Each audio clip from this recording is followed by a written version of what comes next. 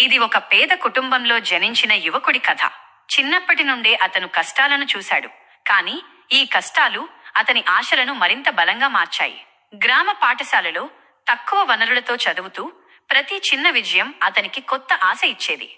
ఇంట్లో విద్యుత్ లేకపోవడం వలన రాత్రంతా స్ట్రీట్ లైట్ క్రింద చదువుకుంటూ అతను తన పట్టుదలని పరీక్షించుకున్నాడు.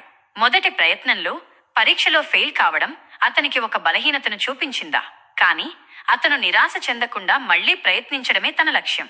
కోచింగ్ సెంటర్లో చేరి ఉపాధ్యాయుల మార్గదర్శకత్వం తీసుకుని కుటుంబం మరియు స్నేహితుల మద్దతుతో అతను తన చదువును మరింత కష్టపడి కొనసాగించాడు. స్వల్ప విజయాలు అతనికి నమ్మకాన్నిచ్చాయి.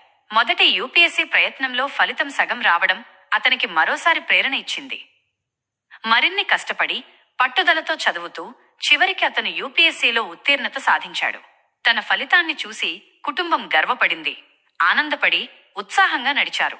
కొత్త ఐఏఎస్గా అతను ప్రభుత్వ కార్యాలయంలో బాధ్యతలు చేపట్టి గ్రామీణ ప్రాంతాల అభివృద్ధి, ప్రజల సంక్షేమం కోసం పని ప్రారంభించాడు. అతను గ్రామాల యువతను ప్రేరేపిస్తూ విద్య కోసం మార్గదర్శకత్వం ఇచ్చాడు. తన కష్టపడి సాధించిన విజయాలు, పట్టుదల మరియు సేవాభావన ఇతరులను స్ఫూర్తిపరుస్తాయి. ఈ ఐఏఎస్ యొక్క కథ మనకు చెబుతోంది, పేదతనం, నిరాశ, సవాళ్లను ఎదుర్కొని కూడా పట్టుదలతో లక్ష్య సాధనతో ఏదైనా సాధించవచ్చు. ప్రతి చిన్న కష్టం, ప్రతి చిన్న విజయం మన జీవితాన్ని మార్చగలదని ఈ కథ మాకు చూపిస్తుంది. చాలా అద్భుతమైన మరియు స్ఫూర్తినిచ్చే కథ ఇది.